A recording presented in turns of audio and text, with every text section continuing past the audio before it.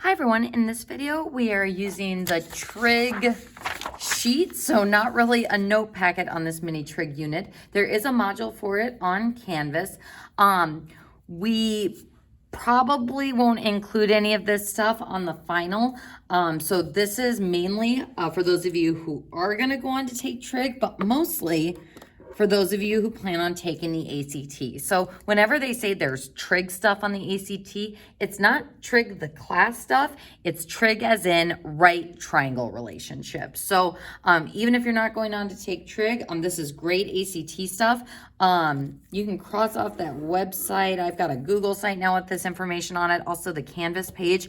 If you ever want access to this stuff, again, you can always email me and I can send it to you as well. So first, Trig has to deal with right triangles. So this is stuff that you guys saw way back in geometry. And the other reason why I like to cover this stuff is from being a previous geometry teacher, I know that teaching this Trig stuff, geometry kids hated it. They despised it. Oh my gosh, they had the hardest time visualizing it.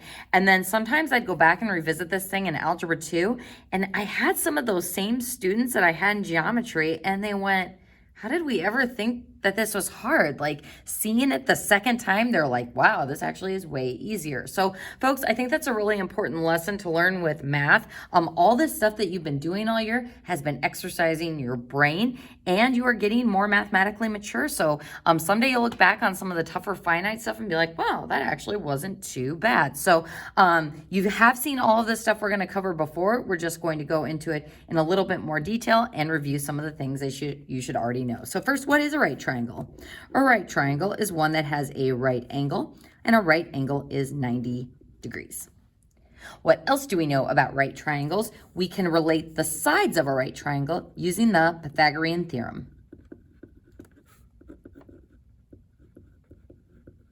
Which is a squared plus b squared equals c squared. Now, A, B, and C correspond to the sides of a right triangle, and you can label them A or B, but the longest side has to be C. So C is called the hypotenuse, and it is the longest side across from the right angle.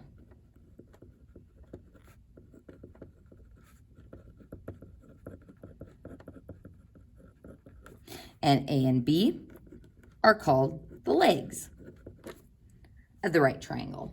So folks, those are the key features of a right triangle, and they are the only times that we can use these trig relationships of SOHCAHTOA. More on that in a moment. Before we get too heavy in this chapter, one very important thing that you will need to know for the ACT is that the mode of your calculator will need to be in degrees, not radians. And folks, this is an important one, especially if you don't plan on taking the ACT till a long time from now. If your calculator completely dies, it automatically defaults to the factory settings when it recharges, which unfortunately is radians. So if your calculator dies or if you change the batteries, you will need to go in and adjust these settings. So mode button right next to your second key, and change from radians, which is here, to degrees here. So make sure you're in degrees. Radians are something that come up more on Trig. You might talk about them in geometry, but I kind of don't think they do that anymore. So for all of the Trig stuff we will be doing, we will be in degrees.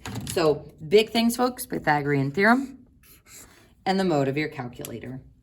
So folks, let's start with the definition of what trig is. So it isn't just the class after Algebra 2. Trig itself is the study of the relationships among the angles and sides of a right triangle. So trigonometric ratios compare the side lengths of a right triangle. So SOHCAHTOA, this mnemonic device that you might remember, it's like, okay, I remember it, but what does it mean? This is purely for right triangles, just like the Pythagorean theorem is purely for right triangles. So the Greek letter theta, which is like 0 with a line through it, is often used to represent the measure of an acute angle in a right triangle. So folks, SOHCAHTOA represents the trig functions and the side relationships relative to the angle in the triangle. So S stands for sine, C stands for cosine, T stands for tangent. Those are my three basic trig functions. And then the O, H, and A stand for the side relationships relative to the angle. So O is opposite, H is hypotenuse, A is adjacent, H is hypotenuse again, and then opposite and adjacent. All right, folks, so we're going to go ahead and start with this right triangle over here, and we're going to begin by labeling the angles with capital letters. So this is angle A, this is angle B, and this is angle C.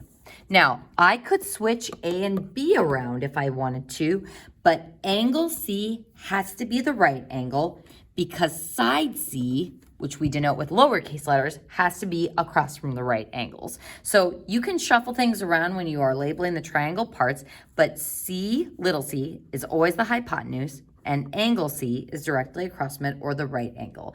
So if this is angle A over here, then side A is directly across from it, which I label with a lowercase letter.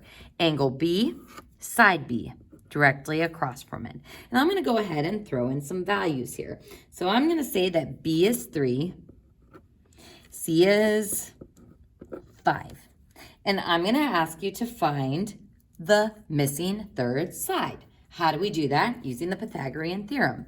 So it doesn't matter if you do 3 squared plus a squared, or if you had let this be a, you could do 3 squared plus b squared. The legs can be switched around and in any order, looking at the Pythagorean theorem, but the c squared has to be the hypotenuse. So if I set up the Pythagorean theorem, this would be a squared plus 3 squared equals 5 squared.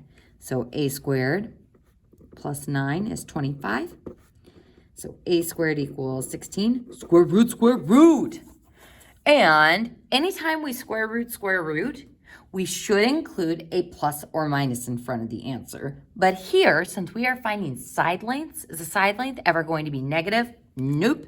So it'll just be a positive 4. So woohoo, we have found side A to be 4. So now we have all of the missing sides of this right triangle. Next, we are going to find sine of theta, or the ratio of the sides relative to that angle. So in this diagram, theta is labeled as angle B. So if I asked you to find sine of theta, that means find the ratio of the opposite side over the hypotenuse side. So this is where SOHCAHTOA comes into play. It says that sine of an angle, S, is equal to opposite over hypotenuse. So these are all ratios or all division, opposite over hypotenuse. Cosine then will be adjacent over hypotenuse. That's the ka part of SOHCAHTOA. So adjacent over hypotenuse. Tangent is TOA, so tangent is opposite over adjacent. If you're looking at this going, what does that have to do with this business over here?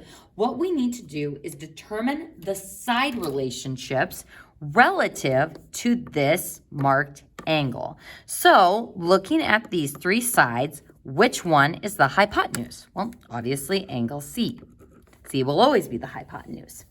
Now, opposite and adjacent depends on which angle we are looking at. Opposite means directly across from the angle, which would be side B. So opposite from the angle. Adjacent means right next to it. Now, if you're arguing saying, well, the hypotenuse side is adjacent to that angle as well, it is, but the hypotenuse is only the hypotenuse, even if it is adjacent to the angle. So you will always have these three side relationships to A and B in a triangle. You never really want to find the trig relationships of 90 degrees because it's just not very interesting. So you're always going to be looking at either the A angle or the B angle. So if I asked you to find sine of theta, that would be the opposite side, 3, over the hypotenuse side, 5. Oh, and side note here, some of you may have noticed even before we found A that this was a 3, 4, 5 triangle, which is a special right triangle. We'll get into those the Pythagorean triples. We won't really get into those too much, but we will get into some special right triangles that will allow you to find missing sides without having to use the Pythagorean theorem, which is pretty cool and helpful for the ACT. So cosine of theta is adjacent over hypotenuse. So my adjacent side is 4 over my hypotenuse side, which is 5. So sine of theta is 3/5. Cosine of theta, 4/5. Tangent of theta is 3/4. So those are the trig ratios. Those of you who go on to take trig, you'll get into the reciprocal trig functions, which we will not utter here. Now, one thing that I do want you to note, though, is what if instead of this angle, we let A be our marked angle? What would change as far as the trig relationships go? Well, the hypotenuse would still be the hypotenuse, but now this side is opposite from A. Instead of being the adjacent side to B, it's opposite from angle A. This side then becomes the adjacent side. So this is why it's important to always mark your angle first and then determine your side relationships relative to that angle, because different angles have different side relationships. So sine of A would be opposite 4 over hypotenuse 5. So sine of A is different from sine of theta or sine of B. Cosine of A. And folks, sometimes geometry students would get lazy and just say sine is 4/5. It's not just sine, it has to be sine of something. Just like you never just have a floating square root, it has to be the square root of something. So sine is a mathematical operator, just like square roots are. So you always have to write the angle, and it's actually within the sine function. So sine of A is 4/5. Cosine is adjacent over hypotenuse, so 3/5. And then tangent is TOA, or opposite over adjacent. So opposite side is 4, adjacent side is 3. All right, folks, so you can go ahead and cross off the reciprocal trig functions on the next one. And we're going to go ahead and mark this angle A as our theta. And I want you to pause the video and try to find the 3 main trig functions, SO, CA, and TOA. So first, looking at our marked angle, we want to determine the side relationships. Which one's hypotenuse, which one's opposite, which one's adjacent. And I usually start with the hypotenuse just because it's the one that's directly across from the right angle. So hype. 8 is opposite from theta. And then 15 is next to theta. So adjacent. So sine is so opposite over hypotenuse. So opposite 8 over hypotenuse 17. Yuck, no simplifying to do there. Cosine is the CA part of SOHCAHTOA. So adjacent A over H hypotenuse, so 15 over 17. And then tangent is OA, TOA, so opposite over adjacent, or 8 over 15. And we have found the 3 trig relationships for that angle. And that concludes page 1 of our trig notes.